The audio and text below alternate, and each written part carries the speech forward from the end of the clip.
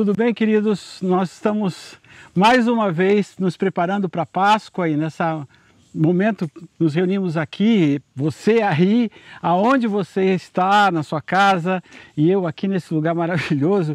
Eu sei que talvez seja difícil avaliar isso, porque que o pastor está lá na fazenda e eu aqui na minha casa, mas são situações que a gente advertiu e falou e convidamos a igreja a pensar e refletir sobre esse tempo. E alguns ouviram, outros não ouviram, mas a gente está aqui para poder compartilhar a palavra, para que de alguma forma a gente possa trazer para você esperança, consolação, paz em um momento de tanta tribulação. Nós estamos nos aproximando da Páscoa e também nos aproximando de um momento difícil, complicado para a nossa nação, e não só para a nossa nação, para o restante do mundo também. Essas próximas semanas serão semanas muito difíceis, complicadas para todos. E de alguma forma a gente precisa entender a palavra de Deus para que essa palavra nos console e nos fortaleça. Para a Páscoa que se aproxima, nós escolhemos aquele tema que diz lá em Êxodo 12, 27 o seguinte: o tema para essa Páscoa é o sacrifício que livra as nossas casas. E o texto lá em Êxodo 12, 27 diz o seguinte: então direis, esse é o sacrifício da Páscoa, que passou por cima das casas dos filhos de Israel no Egito, quando feriu os egípcios e livrou as nossas casas. Então o povo inclinou-se e adorou.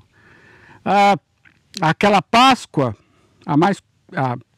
tão conhecida quanto a de Moisés, e a Páscoa de Jesus, que é a maior e mais celebrada, havia uma situação crítica para acontecer. Talvez a gente entenda um pouquinho melhor nesse estudo de hoje. Lembre-se que existem mais outros cinco mensagens que eu convido a você a acessar pelo Facebook, pela internet, a respeito dessas 5 outras mensagens da Páscoa. Hoje é a 6ª e ainda a gente terá na próxima semana a 7ª. E toda vez que a gente pensa em Páscoa, isso está na Escritura, a gente tem que lembrar e refletir que existe um julgamento, um juízo para vir. Na Bíblia nós temos 7 Páscoas descritas nas Escrituras, umas claramente afirmando que é Páscoa e outras subjetivamente afirmando. Nós temos a Páscoa de Moisés, a Páscoa de Josué, a Páscoa de Ezequias, a Páscoa de Josias, de Jesus, que é a que hoje vamos estudar. Mas existem outras 2 que são subjetivas, Jesus nós estudamos na semana passada. Hoje nós vamos falar sobre a segunda vinda de Jesus. E na próxima semana, a última Páscoa que a Bíblia menciona. Todas essas Páscoas, todas elas apontam para um juízo, um julgamento que vai acontecer. Então elas foram escritas, foram colocadas nas Escrituras, mostrando que a Páscoa, ela existiu naquele momento para livrar, para proteger, para guardar o povo, as pessoas, a respeito de uma situação que estava por acontecer. E efetivamente a Páscoa, a 6ª Páscoa mencionada, que fala sobre a segunda vinda de Jesus, ela também aponta para um juízo ou um julgamento. Mas antes de pensar nessa Páscoa, a gente voltamos a lembrar que sempre existirão 4 agentes do julgamento divino. São os agentes do caos, como alguns dizem, como as forças do caos. Elas estão presentes em toda a Escritura, desde Pentateuco até o livro de Gênesis. No livro de Gênesis são chamados 4 cavaleiros do Apocalipse, e elas são a espada, a peste, as bestas feras e a fome. São 4 agentes, e todas as vezes que a gente vê um desses agentes acontecendo na humanidade, seja ele a espada, a peste, a fome ou as bestas feras, a gente tem que ficar atento, porque um juízo de Deus está acontecendo. E a Páscoa é aquela situação que me livra, que me protege, ou que me prepara para enfrentar esse julgamento, esse juízo. Quando a gente fala nessa Páscoa da segunda vinda, a gente tem que lembrar que existe um juízo ou um julgamento, como nós já mencionamos aqui, mas um julgamento sobre quem, pastor? A Bíblia fala que o último julgamento, não o último, mas o penúltimo julgamento, é sobre a Babilônia. Aí você vai dizer, eu queria ler o texto de Apocalipse 18, Apocalipse 18, de 2 a 6, que diz o seguinte: E clamou fortemente uma grande voz, dizendo: Caiu, caiu a grande Babilônia, e se tornou moradora de demônios, e coito de todo espírito imundo, coito de toda ave imunda e odiável, porque todas as nações beberam o vinho da ira da sua fornicação, e os reis da terra fornicaram com ela, e os mercadores da terra se enriqueceram com a abundância de suas delícias. E ouvi outra voz do céu que dizia: Sai dela, povo meu, para que não sejam participantes dos seus pecados e para que não incorras nas suas pragas. Porque já os seus pecados se acumularam até o céu, e Deus se lembrou das iniquidades dela. Tornai-lhe a dar como ela vos tem dado. Retribuí-lhe em dobro conforme as suas obras. No cálice que vos deu a beber, dai-lhe a ela em dobro.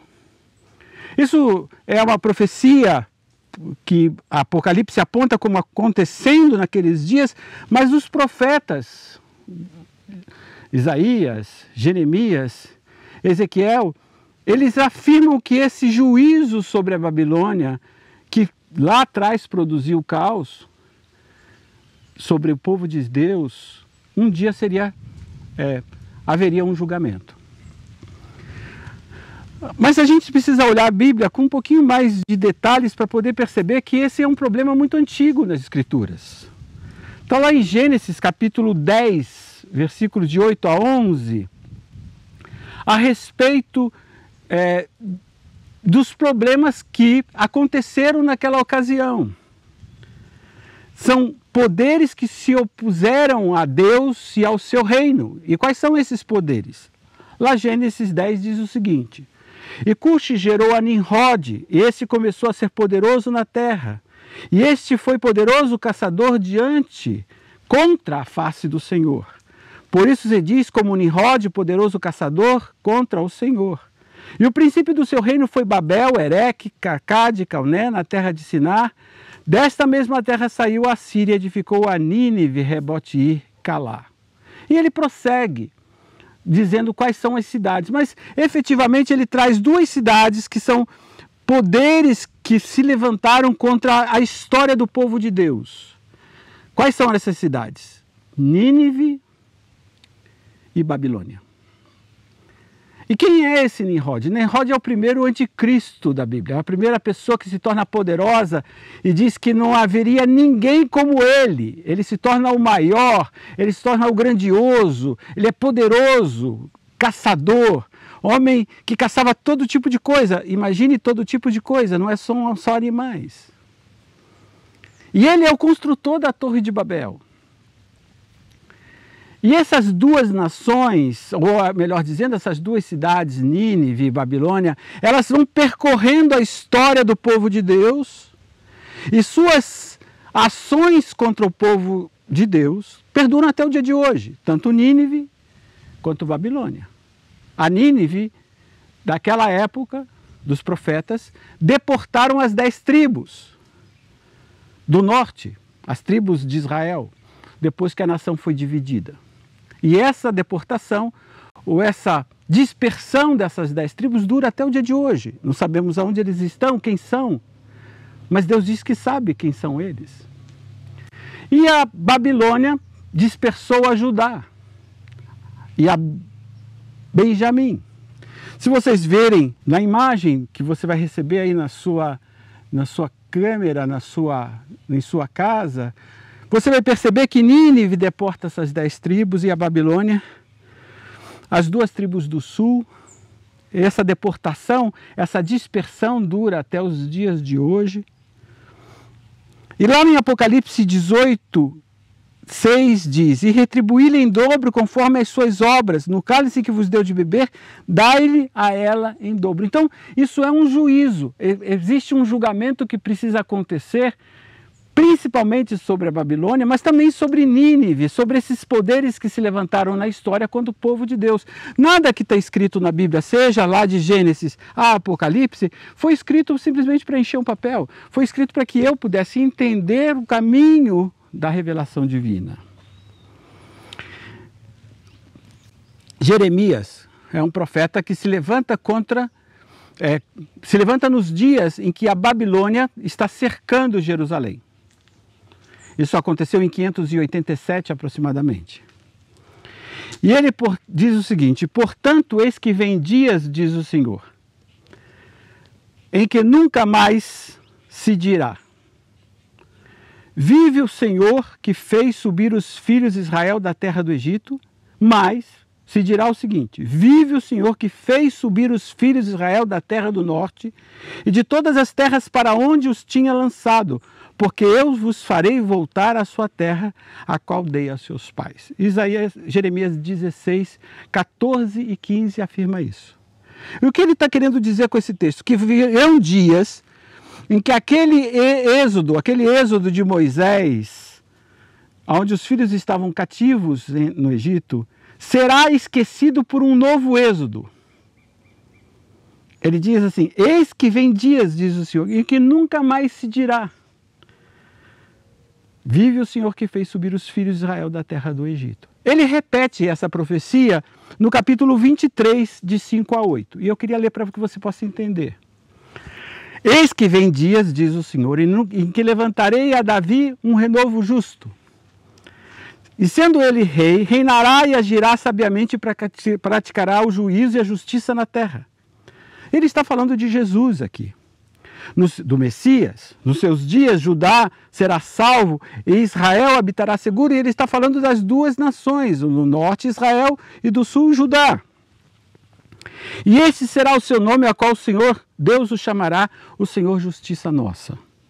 Portanto, eis que vem dias, que diz o Senhor, que nunca mais dirão: vive o Senhor que fez subir os filhos de Israel da terra do Egito. Aquele êxodo, aquela Páscoa. Mas vive o Senhor que fez subir e que trouxe a geração da casa de Israel da terra do norte e de todas as terras para onde os tinha arrojado, e habitarão na sua terra. Jeremias 23, de 5 a 8. Então, o profeta está falando assim: olha, nós estamos, desculpe a expressão, ferrados. Estamos com problemas. Vamos ser deportados, vamos ser espalhados pelos 4 cantos da face da terra, mas eis que virão dias, diz o Senhor, em que eu restaurarei, eu darei um segundo êxodo, e será tão grande ou muito maior do que aquele que houve no passado. E se houve um êxodo no passado, também haverá uma Páscoa grandiosa pela frente. Mas não é só ele que diz isso. Não é só Jeremias que faz menção. Todos os profetas fazem menção a esse novo êxodo. E também, certamente, há uma nova Páscoa pela frente. Isaías diz: e há de ser, capítulo 11, versículo de 11 e 12, diz o seguinte: e há de ser que naquele dia o Senhor tornará a pôr a sua mão para adquirir outra vez o remanescente do seu povo, que for deixado da Síria, do Egito, de Patros, da Etiópia, de Elã, de Sinar e de Amate e das ilhas do mar. E levantará um estandarte entre as nações e ajuntará os desterrados de Israel e os dispersos de Judá, congregará desde os 4 confins da terra. Então, você vai perceber que os profetas todos apontam para esse grande evento que está por acontecer, que será o grande êxodo. E se existe um grande êxodo para acontecer, uma Páscoa o antecederá. Ezequiel também fala, o profeta Ezequiel diz isso. Ele diz no capítulo 37, versículos 21 e 22. Dize-lhes, pois, assim diz o Senhor Deus: eis que eu tomarei os filhos de Israel dentre os gentios para onde eles foram, e os congregarei de todas as partes, e os levarei à sua terra. E deles farei uma nação na terra, nos montes de Israel. E um rei será rei de todos eles, e nunca mais serão duas nações. Nunca mais para o futuro se dividirão em dois reinos. E ele segue dizendo: e meu servo Davi será rei sobre eles, e todos eles terão um só pastor, e andarão nos meus juízos, e guardarão os meus estatutos, e os observarão. E habitarão na terra que dei a meu servo Jacó, em que habitaram os vossos pais, e habitarão nela, ele, seus filhos, e os filhos dos seus filhos, para sempre. E Davi, meu servo, será seu príncipe eternamente. E farei com eles uma aliança de paz, e será uma aliança perpétua. E estabelecerei e os multiplicarei, e porei o meu santuário no meio deles para sempre. Para vocês perceberem que sempre a Páscoa aponta para essa realidade. Olha, o que você está experimentando, o que você está sofrendo, o que você está passando nos dias de hoje, não é o que Deus preparou para você. Há algo que melhor para frente, algo melhor para acontecer. É como a mulher que sente dores de parto, e a Bíblia sempre faz essa comparação. A mulher que sente dores de parto está sentindo as dores, e são dores difíceis, complicadas, mas aquelas dores não é a realidade final.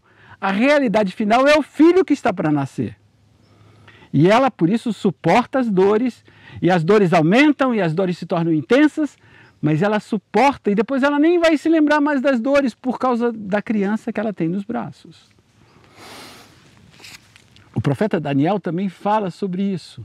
Ele fala um pouco subjetivo, mas ele diz assim no capítulo 7, versículo 26 e 27, mas o juízo será estabelecido, e é de novo o julgamento, e eles tirarão o seu domínio para o destruir e para desfazer até o fim, e o reino e o domínio e a majestade dos reinos debaixo de todo o céu serão dados ao povo dos santos do Altíssimo.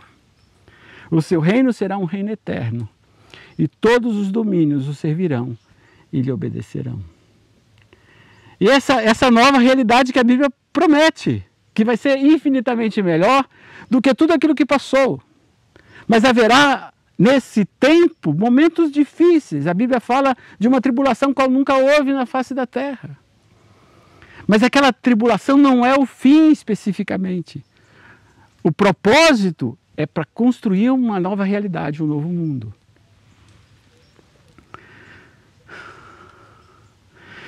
Sempre quando eu passo por uma Páscoa, e essas Páscoas mostram isso, todas elas, eu preciso lembrar de algumas verdades. A primeira delas é que serão lançadas na face da terra pragas e eventos terríveis. Todas elas que foram mencionadas na Escritura apontavam para esse tipo de coisa. Haverá sobre a face da terra pragas, terremotos, situações difíceis. A segunda coisa que essa Páscoa, essa sexta Páscoa, mostra e que não será fácil, e talvez a gente precise buscar mais a Deus por causa disso, a Bíblia diz que 2/3 da humanidade, da terra, serão destruídos. E aí você diz assim, poxa, mas Deus vai fazer isso tudo? Eu falei assim, não é, eu não acredito que Deus faça, nós estamos fazendo por conta de Deus. Nós a cada dia destruímos mais um pouco as coisas. Um pouco não, até muito. Destruímos os nossos rios, destruímos os nossos lagos, destruímos os nossos mares, destruímos as florestas, destruímos a nós próprios. E às vezes pelas nossas atitudes e às vezes pela nossa própria boca. Essa praga que nós estamos experimentando começou com alguém sentando na mesa e comendo alguma coisa que não devia. Lá do outro lado do mundo. E aquilo que ele comeu do outro lado do mundo, que ele não deveria ter comido, nós estamos morrendo aqui, no Brasil e nas nações do mundo. Porque decidimos que achamos a resposta das coisas melhor do que Deus acha. Porque concluímos que aquilo que Deus diz na Escritura foi para aquela época e não para o dia de hoje. Achamos que a lista de determinados animais que a gente não pode comer são comestíveis porque Jesus revogou essa lei. E por comer essas coisas, nós hoje morremos. Os nossos anciãos, nossos velhos, morrem. Nossos primogênitos estão morrendo. E a terceira coisa que eu preciso entender, além de pragas e eventos terríveis, 2/3 da humanidade, que haverá um libertador. Seja ele quem for. Obviamente, seja ele quem for, não. Seja o Messias. Mas lá atrás foi Moisés, lá atrás foi Josué, lá atrás foi Ezequias, lá atrás foi Josias. Deus vai mandar o seu Messias. Ele disse, olha, o filho de Davi reinará. Então isso tem que produzir no meu coração que sigo a Deus descanso. Deus vai ter alguém que vai... Eu tenho que prestar atenção em quem é esse alguém, porque a Bíblia diz, olha, cuidado, virão muitos em meu nome.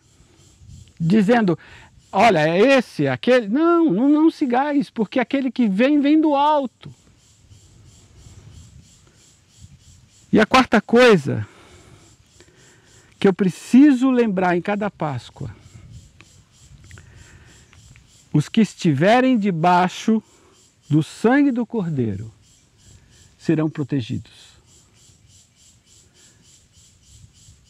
Serão guardados. É a cobertura do sangue que me torna capaz de enfrentar as situações adversas da Páscoa. E se nessa Páscoa que se aproxima, os repórteres, os meios de comunicação dizem que talvez seja a semana mais difícil, não só para o Brasil, para o mundo, eu preciso lembrar que eu preciso estar, eu e você, debaixo da autoridade, debaixo do poder do sangue do Cordeiro. Porque foi isso em todas as Páscoas mencionadas nas Escrituras, que produziu libertação e livramento. Talvez você diga assim, mas pastor, eu acredito no arrebatamento, no arrebatamento antes da tribulação. Você acredite da melhor forma possível no que você achar que lhe é mais conveniente. Mas eu pessoalmente acredito que todos estaremos passando por momentos difíceis. Porque eu acredito que aqueles homens lá do passado que passaram não negaram fogo. E eu espero que você também não negue fogo. Desculpe a expressão. Eu acredito que ser tirado antes da tribulação da face da terra não seria justo por todos aqueles homens do passado, mulheres do passado, que deram a sua vida. Passaram por... o livro de Hebreus fala de diversas situações que eles passaram. Cerrados no meio, andando pelos antros da terra. Eu acredito que se somos tirados antes, talvez não haja justiça para esses que passaram por tudo isso. Então eu espero que essa Páscoa você fique debaixo do sangue do Cordeiro. Porque será esse sangue que vai te livrar e vai me livrar. E eu quero desejar para você o que Apocalipse 19, de 1 a 9 diz, né? E depois dessas coisas ouvi no céu uma grande voz de uma grande multidão que dizia, Aleluia! A salvação e a glória, e a honra e o poder pertencem ao Senhor nosso Deus. Porque verdadeiros e justos são os seus juízos. Pois julgou a grande prostituta que havia corrompido a terra com sua fornicação. e das mãos dela vingou o sangue dos seus servos. E é isso, vingou o sangue dos seus servos. E outra vez disseram, aleluia.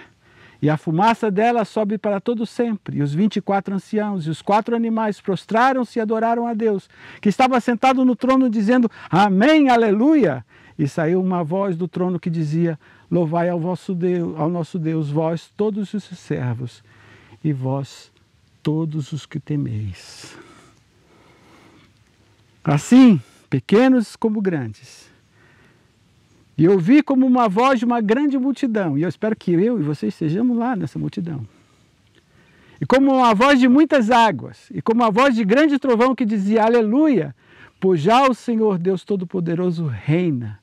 Regozijemo-nos e alegremo-nos, e demos glórias, porque vindas são as bodas do Cordeiro, e já sua esposa se aprontou. E foi-lhe dado que vestisse de linho fino, puro e resplandecente, porque o linho fino são as justiças dos santos. E disse-me, escreve, bem-aventurados aqueles que são chamados à ceia das bodas do Cordeiro. E disse-me, estas são as verdadeiras palavras de Deus. Está lá em Apocalipse 19, de 1 a 9. E essas 3 coisas, mesmo que o mundo esteja caindo, mesmo que as pragas, ou pestes, ou espada, ou fome, esteja na porta do lado, eu te convido a essas 3 coisas. Regozijar-se, alegrar-se e dar glória, porque são chegadas as bodas do Cordeiro. Feliz Páscoa.